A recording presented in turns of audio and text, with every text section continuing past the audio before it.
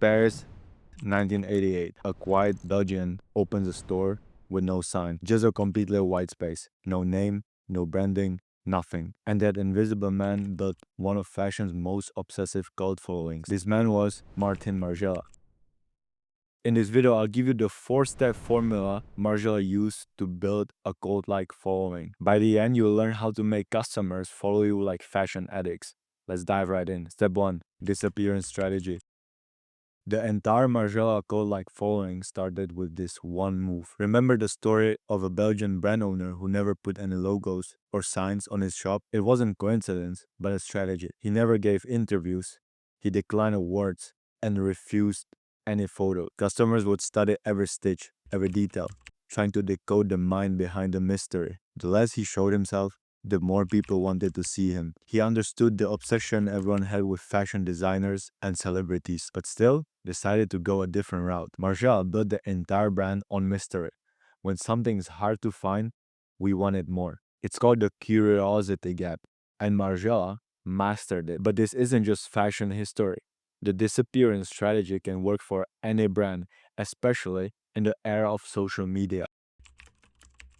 Instead of posting day in the life or how I run my brand videos and personal stories, remove yourself and let the clothing speak for itself. Have your models speak for the brand. This way, customers will be way more curious to find who's behind the brand. But here's the catch. Hiding from the world only works if your products are so fucking dope.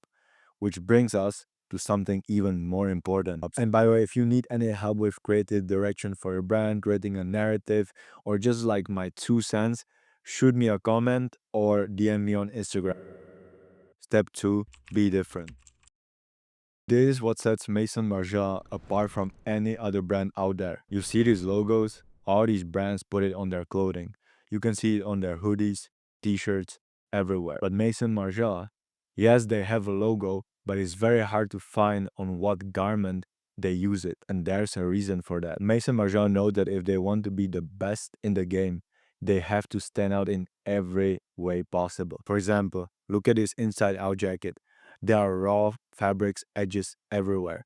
Internal pockets are visible, and lining fabrics are the exterior. Instead of hiding what most brands never show you, they made it the aesthetic centerpiece. But it's not the only way they made their clothes different. On every single garment, they use a secret coded language with numbers from 0 to 23, and nobody else but their fans understand what it means, or even their fragrance line replica. Instead of all the fragrances looking different, they have the same bottle design, with cryptic location and date combinations like Jazz Club, Brooklyn, 2013. Maison Margiela doesn't provide any explanation for these cryptonyms. Customers create their own meanings. Margiela's design philosophy is to be so different, people can't ignore you. Here's what this means for you. You don't have to abandon your logo like Margiela did. Instead, ask yourself these questions when designing a collection. How can I make this stand out in the clothing market? How can I make sure that no one has ever done this before? What are some elements of the design that will shock the customers? When you have the balls to create designs that actually stand out from your competition, no new trends or brands will replace you. And it's because you're one of a kind. But even the best designs aren't enough. You still need this one more step so people buy everything you ever put out. Step 3, don't make clothes, make impressions. Maison Margiela never went for trends. Instead of selling the cool stuff everybody wanted, they did something else. Their pieces were so different, it almost felt like it weren't for the customers. Instead, they had to adapt and rewrite themselves into the brand. The white blank tag that didn't have any words on it, unfinished designs that question what clothing should be. It isn't all random. Maison Margiela saw the luxury brand audience is tired of consumerism and buying clothes for status. When they created designs that were anti-gender and overly baggy, they created an identity saying, I reject fashion's obsession with the body. Unfinished clothes become a philosophy. Imperfection is beautiful. Every piece they released wasn't just clothing. It was a statement of who you are. But how can you make clothing that creates an identity so strong that customers have to buy all of your stuff? Don't just make clothes, make statements. Ask yourself, what do you actually stand for?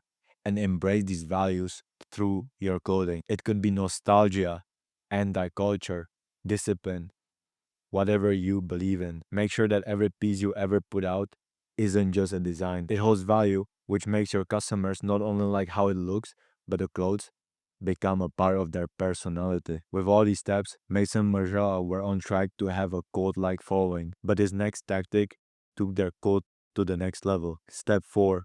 Cult-like access. Mason Margiela never allowed everybody into their fan base. You had to work your way to become their fan. Many early shows took place in hidden locations, and you needed an invite to join. To attend was a kind of social test.